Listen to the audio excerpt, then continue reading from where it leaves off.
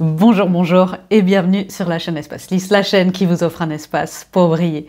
Bienvenue en ce 1er janvier 2025. Très bonne année à vous, qu'elle soit la manifestation de tout ce que vos cœurs et vos âmes désirent au plus profond d'eux-mêmes et que ça puisse vous apporter la paix, la grâce, la joie, l'amour, la santé, bien évidemment. Nous sommes mercredi 1er janvier. Normalement, les vidéos, c'est le lundi et le jeudi, mais comme je suis en vacances, voilà, j'ai fait une autre le 25 décembre. Et puis, nous voici pour le premier jour de l'an. Je ne pourrais pas passer à côté de ce jour spécial non plus pour vous faire une vidéo. Il y aura une vidéo lundi. Je reprends, moi, mercredi. Le 8, j'ai encore une semaine de vacances, mais je vous ferai une vidéo lundi pour les vraies énergies de la semaine.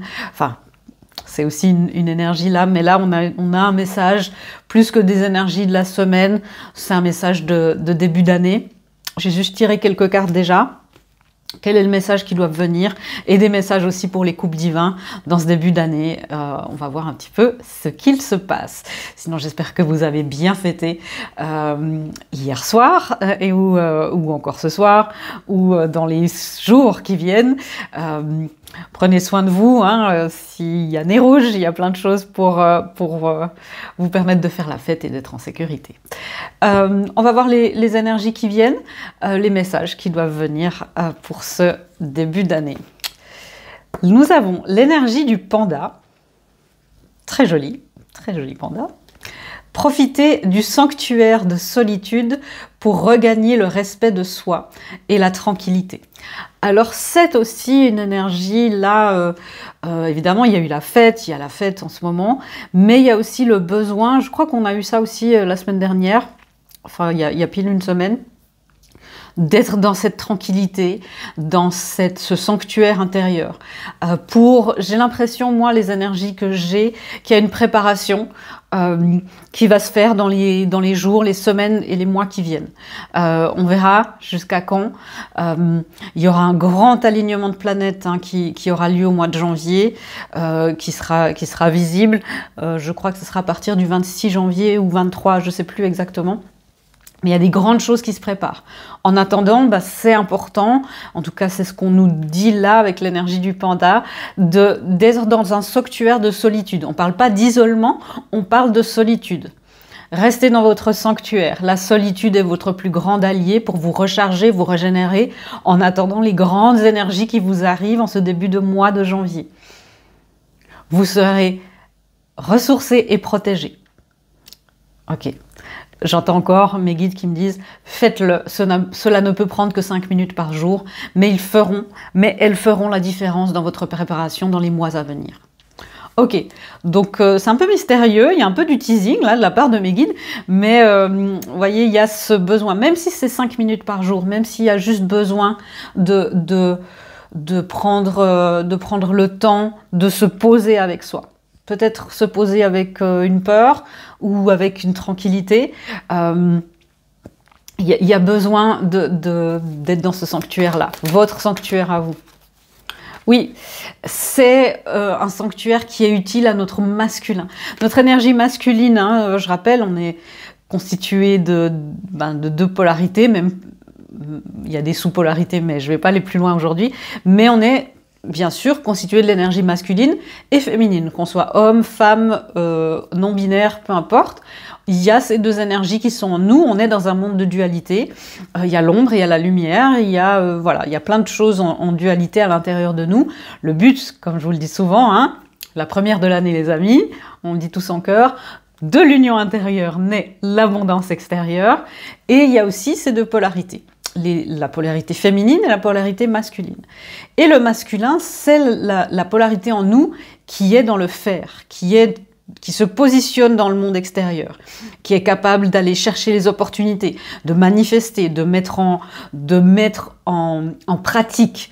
Le masculin, c'est plutôt faire un itinéraire, d'aller d'un point A au point B, un plan, voilà, c'est très voilà, faire, être dans le productivisme, dans la productivité, pas le productivisme. Et souvent, c'est très valorisé dans notre société, cette énergie du masculin qui, quand elle n'est pas alignée, notre polarité masculine, le masculin en distorsion, peut être dans la domination plutôt que dans la protection, parce que le masculin sacré en nous, c'est aussi la protection, c'est aussi le fait d'être dans la guidance plutôt que d'être dans la tyrannie, c'est d'être dans une forme d'ouverture et de laisser... d'être dans une forme de mentorat, plutôt que d'être dans quelque chose d'un enseignement rigide, parce que le masculin en distorsion, l'empereur, quand il n'est pas aligné, il peut être rigide, il peut être tyrannique, il peut être très cassant aussi, il peut être très coupé de ses émotions et très indisponible émotionnellement. Et j'ai l'impression que là, on nous demande, je vais arriver au message qui doit passer, on nous demande de nous reconnecter justement en ne faisant rien, en étant dans l'être, mais en se reconnectant, en disant ok, qu'est-ce qui se passe à l'intérieur de moi si je fais rien, si je me pose avec moi, est-ce que ça me met mal à l'aise, est-ce que j'ai peur, pour aider notre partie masculine à être connecté à l'émotionnel, pour être que le masculin soit disponible émotionnellement. Ça peut être juste de se poser et de dire je me permets d'être dans la réceptivité. Je me permets d'être un peu plus dans mon féminin aujourd'hui, d'être dans l'être. Et c'est ce sanctuaire de solitude. Et encore une fois, le sanctuaire de solitude peut être une journée avec vous-même, quelque chose qui vous fait du bien, qui vous fait plaisir. C'est pas l'isolement et le fait de se mettre en mode ermite et une exil social. Hein, c'est pas ça. Voilà. Donc c'est un peu le premier message dans ces jours-là qui viennent. C'était long, je vous l'accorde, mais j'y suis arrivée. Les énergies sont très très fortes. Nous avons un autre message. Nous avons la carte 47 et la carte... ouais, je vois que je deviens un petit peu... c'est pas l'âge, hein, mais... enfin, si quand même. 36 et 47, nous avons l'autel et le dauphin. Et vous voyez, hein, dans ce sanctuaire, on a parlé... C'est intéressant parce qu'on a parlé de ça... je sais plus quand. Est-ce que c'était... j'ai posté une vidéo dimanche sur les couples divins. Il était question de trinité intérieure. Je crois que c'était ça. Hein, ou c'était dans la vidéo du 25. Mais voyez, cette trinité-là, quand on fait de nous-mêmes un autel, on est connecté avec le divin. On est dans notre, comme je dis souvent, notre verticalité, c'est-à-dire notre polarité féminine, qui est une polarité un peu de grande prêtresse, comme ça, qui elle va canaliser les infos, elle sera dans l'intuition, elle sera dans le fait de nourrir, d'être, de coucouner, comme ça. Et bien sûr, pour manifester, il y a besoin d'un équilibre parfait entre notre masculin et notre féminine intérieure.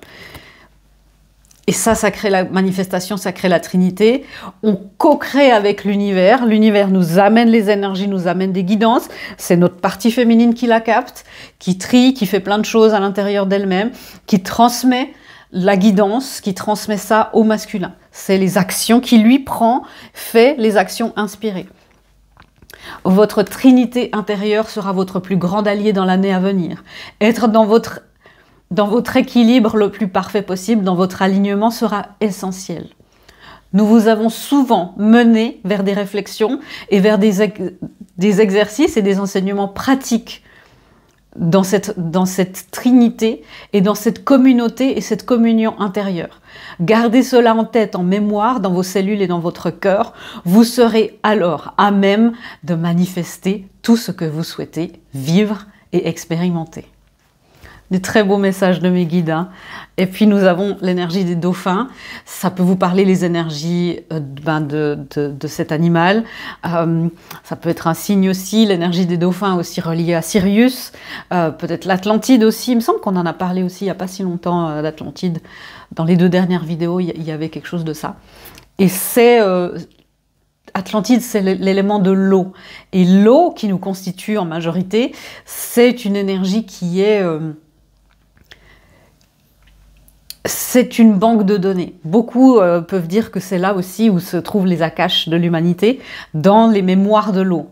Ça peut être controversé hein, parce que les études sont différentes, mais on a remarqué maintenant avec les dernières études qui sont... vous me connaissez, je suis plutôt terre à terre. Alors, d'une certaine manière, hein, j'ai beaucoup changé, mais il y a de nouvelles études qui nous montrent que l'eau va réagir très très fort à un stimuli et qui, effectivement, la mémoire de l'eau, c'est quelque chose qui vous pouvez reprogrammer de l'eau, vous pouvez programmer les choses pour que ça, de manière quantique, ça se transmette. Et c'est important là de prendre soin de notre corps physique aussi par cet élément de l'eau. Ça peut être prendre une douche ou un bain avec du gros sel, avec une huile qui sent bon, qui vous fait du bien. L'important c'est que ça vous amène, que ça résonne avec vous et ça vous amène de la paix. Ça peut être aussi rester hydraté. Hein. Je sais que voilà, on boit beaucoup de champagne, mais buvez de l'eau, ça va aussi vous faire du bien. Le lendemain matin, mais buvez de l'eau, mais avec aussi en conscience. Tout peut être conscience, même si l'adage populaire, c'est l'intention qui compte. Si vous mettez l'intention, par exemple, quand vous prenez un médicament, je prends que les bons effets. Alors, on est d'accord que on va pas vous garantir des choses sans effet secondaire, mais votre psyché, votre capacité à programmer votre inconscient et votre âme et toute votre énergie, votre champ énergétique est aussi primordial. Et là, de dire, je vais boire de l'eau avec de la joie. Je vais boire de l'eau pour purifier certaines peurs.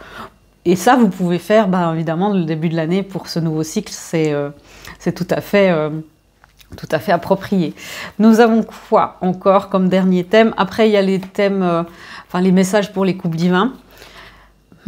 Alors, nous avons le dernier message, on a le pardon, la valeur de soi. Je vous les montre un petit peu plus longuement. La valeur de soi, le pardon, et c'est aussi le pardon à soi-même, hein, et l'amour. Et bien souvent, on va voir si ça fait écho pour les couples divins, mais là, ce qu'on nous dit, c'est qu'il est temps qu'on se donne de l'amour, qu'on soit dans le retour à soi, qu'on se pardonne et qu'on voit à quel point on a toute notre valeur et qu'on a une valeur, peu importe qui vous êtes, là, en face de moi. Peu importe l'état émotionnel, mental, physique dans lequel vous êtes. Même si là, vous vous dites, Véronica, moi je suis seule, j'aurais pas envie d'être isolée là, mais je le suis. Et c'est difficile, ce que je comprends, parce que c'est pas non plus des périodes faciles, hein, si on est complètement isolé. Mais là, ce qu'il y a, c'est que vraiment, regardez-vous tel que la source vous voit. Vous avez une valeur et que peu importe là qui vous êtes en face de moi, vous avez une valeur ajoutée. Vous ajoutez une valeur à ce monde. Vous ajoutez une valeur à moi, parce que là, par exemple, hein, nos énergies sont connectées. À toute la communauté aussi qui regarde avec vous. À toutes les personnes qui regardent maintenant, au début janvier 2025, ou dans une année, dans 2 ans, dans 3 ans. Vous êtes là pour quelque chose. Votre énergie compte, votre présence physique compte. Et c'est de voir toute votre valeur et d'être aussi dans le pardon. Le pardon, évidemment, de vous-même. Parce que, je dis souvent, si vous aviez pu faire autrement, vous l'auriez fait. Si on fait de son mieux, on ne peut pas faire plus. Et d'être dans cet amour. Parce que l'univers et vos guides vous a déjà pardonné. L'univers et vos guides voient l'amour que vous représentez. La valeur que vous ajoutez, c'est parce que vous êtes l'amour. L'amour est votre vérité. L'amour est votre héritage. L'amour est divin en vous. C'est un droit de naissance. Ce n'est pas quelque chose que l'on acquiert. C'est un droit de naissance et une nature intrinsèque à votre être. Vous vibrez l'amour dans votre état le plus originel. L'état d'être le plus originel que vous représentez est l'amour divin. La condition humaine n'est que la séparation de cet amour divin pour que vous puissiez vous rendre compte de l'amour et de l'émerveillement qui est disponible pour vous en vous rapprochant toujours plus de cet amour et donc de votre état d'être originel et de l'état d'être de la source. Vous êtes la source, vous êtes amour. Waouh, un très beau message hein, qui nous explique aussi pourquoi l'incarnation, qui a aussi l'intérêt de ressentir toujours plus d'amour. D'abord, il faut être un peu plus loin pour sentir à quel point... l'image qu'on me donne, c'est pour sentir à quel point le feu réchauffe, il faut avoir connu le froid. Et c'est un petit peu ça qu'on nous donne comme message, de voir enfin aussi cette valeur que vous avez. Et que votre reflet, il est divin. Votre reflet, vous êtes constitué de cet amour-là. Waouh, un très très beau message, cette valeur je pense qu'on va aussi beaucoup parler de ça, de la valeur de soi, du respect de soi. Ouais, c'est très très beau, les messages. Pour les couples divins, restez, hein, c'est aussi valable pour votre union intérieure, mais pour les couples divins, les flammes jumelles, âme sœur, les couples conscients, que ça peut être aussi des liens d'âme qui ne sont pas forcément amoureux, mais on va voir, pour la plupart d'entre vous, je sais que vous êtes liés à quelqu'un d'autre, une contrepartie divine. Quels sont les messages pour les couples divins? Ça fait tout à fait effet. Nous avons la carte méditer. Mais j'avais jamais remarqué, vous voyez, il y a comme un autel, et puis ça monte vers le divin. C'est incroyable. Vous voyez, en plus, c'est dans les mêmes tons de couleurs. Donc, évidemment, pour les couples divins, les messages d'avant se répètent, et ils se répètent même très bien. Prends 5 minutes, assieds-toi, détends-toi et respire. Fais le vide à l'intérieur de toi, sens ton corps s'apaiser et tout ton être retrouver sa juste place. C'est ça, méditer aussi. Hein. Méditer, c'est pas forcément juste être 1 heure assis en lotus à enlever ses pensées. Il n'y a pas que cette manière-là de méditer. Méditer, c'est s'asseoir avec soi, respirer, se détendre et d'être juste avec soi. Ça peut être dans un état modifié de conscience quand vous cuisinez, quand vous faites du sport. L'important, c'est de mettre de la conscience. Ok, aujourd'hui, quand je vais courir, je mets l'intention de retrouver plus de centrage, de retrouver plus d'ancrage. Je mets l'intention de retrouver plus de paix. Je mets l'intention de me débarrasser de mes peurs. C'est toute une histoire d'intention. Et pour les couples divins, se reconnecter à soi, vous l'entendez beaucoup, hein, ça, mais c'est ça, c'est incroyable. C'est l'amour de soi, la valeur de soi et le pardon de soi. Se reconnecter à soi. Ceci est une invitation, un temps de pause, un temps d'introspection, un temps pour toi, un temps avec toi, loin de tout, loin du bruit, loin de la vie, mais proche de ton cœur et tout près de ton âme. Je ne peux pas les inventer, hein. Moi, quand je tire les cartes, je ne les vois pas, je les découvre en même temps que vous. Et là, on a sur le jeu, sur la table, on a 5 jeux différents. J'en ai découvert 4.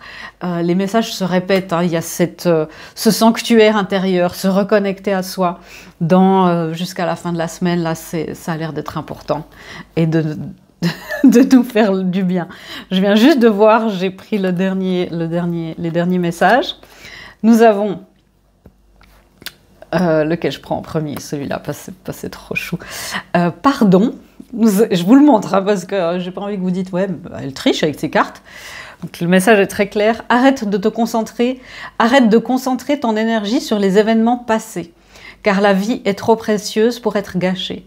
Tu crées ta réalité par ce que tu penses, rêves et imagines. Donc c'est le pardon aussi.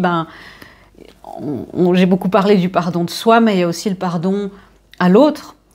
C'est pas une condition sine qua non. Moi, je suis pas de ceux qui vont dire, ou de celles qui vont dire il faut pardonner.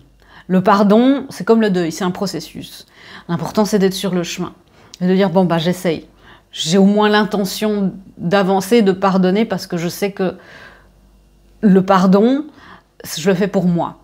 La colère, l'amertume, la rancœur, c'est un poison que j'ai en moi. Elle n'influence pas l'autre personne qui est peut-être en tort. Le but du pardon, ça ne veut pas dire excuser les actes. Ça veut dire, ok, je vois que tu es enfermé dans quelque chose qui ne me correspond pas. Je vois que tu es enfermé dans un système toxique. Et puis pour ça, pour ton enfermement, ça, je peux pardonner. Peut-être que vous n'en êtes pas là du tout, et c'est aussi ok. Mais juste de dire, ok, est-ce qu'il y a pour moi là le moyen de me rapprocher un petit peu plus de cette paix intérieure? et d'être d'abord dans une forme de compréhension. Évidemment, quelqu'un qui vous avait fait énormément de mal, où il y a eu des abus, le pardon pour que vous puissiez avancer, je ne suis pas quelqu'un qui va dire que c'est nécessaire. Il faut pardonner, ou bien quand il y a des choses dans les familles qui sont très toxiques, dire faut pardonner, c'est quand même, voilà, c'est quand même ton père, c'est quand même ta mère. Pour moi, il y a le fait de prendre les responsabilités. Si vous avez quelqu'un en face de vous qui prend une responsabilité, bah ça c'est autre chose, mais vous êtes... C'est complexe, hein, le thème du pardon, donc j'ai pas envie de déclencher quelqu'un d'un côté ou de l'autre. Peut-être que je ferai une vidéo sur ça, mais c'est de dire, ok, de quoi je dois me délester? J'ai besoin de me délester pour avancer. Est-ce que c'est juste de la colère, de la rancune, de la rage, de la haine, en plus du lien? Est-ce que c'est juste ça, et puis le lien, je peux le garder à une autre distance? Qu'est-ce qui est bon pour moi? Et ce pardon-là, souvent quand on est dans la colère et dans la rancœur, c'est qu'il y a un pardon à soi de dire « ben oui, je me suis laissé avoir, je me suis laissé traiter comme ça tant de temps. Si vous aviez pu faire autrement, vous auriez fait. Pardonnez-vous. » Surtout s'il y a eu des abus ou s'il y a eu... c'est pas à vous d'avoir la honte, hein. Et il y a cette notion-là de, ok, le passé, je vais pardonner à mes souffrances aussi. Ça, on arrive encore plus loin, mais dire les souffrances sont là, et parfois la souffrance, dans quelque chose, par exemple dans un chagrin d'amour, c'est ce qui reste encore comme lien avec l'autre. Si pour les couples divins, parce que c'est là qu'on est, bah parfois, il faut aussi laisser partir cette souffrance pour que le lien qui doit venir, qui est transformé, puisse venir. Et c'est pardonner à votre autre de ne pas savoir mieux, de ne pas savoir plus, de ne pas avoir su. Surtout dans les couples divins, comme c'est des effets miroirs, hein, qui sont très très forts dans les liens véritables, pas dans les liens toxiques ou narcissiques. Et je rappelle, flamme jumelle ou pas, quand c'est toxique, on part. Ça, c'est la reconnexion à soi, la valeur et le respect de soi sont essentiels dans ce genre de parcours. Et après, vous suivez vos guidances, et c'est parce que votre guidance est souveraine. Mais le pardon aussi à votre autre, qu'il doit faire ce parcours de la manière qui est juste et que ça a été décidé avant votre incarnation. Je sais que c'est difficile, hein, parce que on dit, bah voilà, lui, il vit sa vie, il s'en fiche, il ne se passe rien. Ça, c'est ce que vous percevez. Pardonnez aussi, c'est ce qu'on me dit, pardonnez aussi au divin, de dire, mais qu'est-ce que j'ai fait pour mériter ça? Qu'est-ce qui se passe? Pourquoi est-ce qu'il ne me ramène pas mon autre? Pourquoi? Et c'est pas exactement... Et de dire, je dois pardonner au divin aussi. J'aimerais pour être en paix et avec ce parcours, parce que... si vous faites votre travail, entre guillemets, d'exploration de soi, de reconnexion à vous-même, c'est enlever les dépendances, voilà, vous le savez, hein, c'est les dépendances affectives, d'être dans l'autonomie, dans une forme d'équilibre, d'ancrage, d'alignement dans plein de domaines de votre vie. C'est aussi pardonner au divin et d'être de plus en plus en paix avec vous-même, d'être dans l'acceptation radicale. Et le dernier message, si tu pouvais faire ce que tu veux, que ferais-tu? La réponse est dans ton cœur, pas dans ton esprit, car le cœur est la porte de l'âme. Et c'est aussi d'être dans l'honnêteté et la vulnérabilité. De dire... C'est vrai que là, ma tête, elle en a marre. Et puis, voilà, j'entends beaucoup de gens, et je sais que ces parcours sont longs et ils demandent énormément de travail, énormément de choses. Et de dire, non, là, ok, oui, ma tête veut.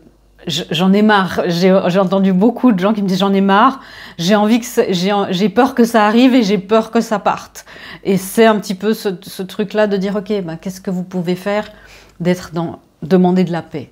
Demander de la paix avant toute chose et de dire, mais en fait, mon cœur, votre âme, elle sait très bien de qui elle est amoureuse. Ouais. Parce que vous allez manifester de la joie, vous allez manifester une célébration. Et c'est en cours. Là, il y a besoin justement de laisser un petit peu tout se faire. Dans les couples divins, c'est aussi faire. Il faut que je travaille, hein, je viens de vous le dire aussi, mais de dire, je dois aller faire une séance, un soin énergétique, je dois prendre une séance de libération, un breathwork, enfin voilà, tout ce qui est aussi dans le développement personnel pur, parce que pour que ces unions se manifestent, c'est pas simplement de l'énergétique. Les liens sont spirituels, oui, mais pour qu'ils se manifestent, on ne peut pas compter que sur les soins énergétiques. Ça pour moi, ça c'est une conviction très très forte et c'est les enseignements que j'ai reçus aussi.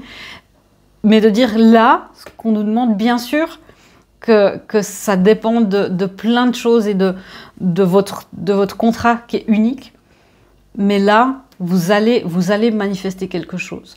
Vous allez manifester quelque chose de beau, une célébration. Et laissez-vous être dans les jours qui viennent. C'est pas parce que là, parce que je sais qu'il y a deux extrêmes. Il y a ceux qui vont travailler, aller dire il faut que je transmute, qu'est-ce que je peux faire, Véronica, viens, on fait quelque chose. Et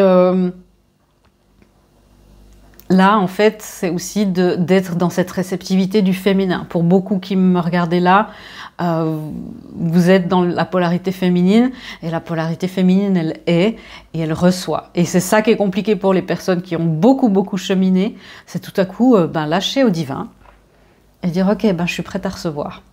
Et s'il y a quelque chose à transmuter dans le rapport avec mes parents, dans le transgénérationnel, dans le karmique, dans une blessure de rejet, d'abandon, je le ferai. Mais c'est plus ça qui prime au-delà de tout.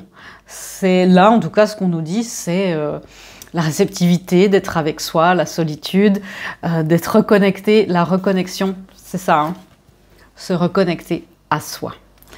Voilà, j'espère que cette lecture du début d'année vous aura éclairé. Je vous souhaite des bons temps de fête et des bons temps de retraite aussi, puisque c'est ce qu'on nous demande. Je vous fais des gros bisous et je vous dis à bientôt dans une prochaine vidéo. Au revoir.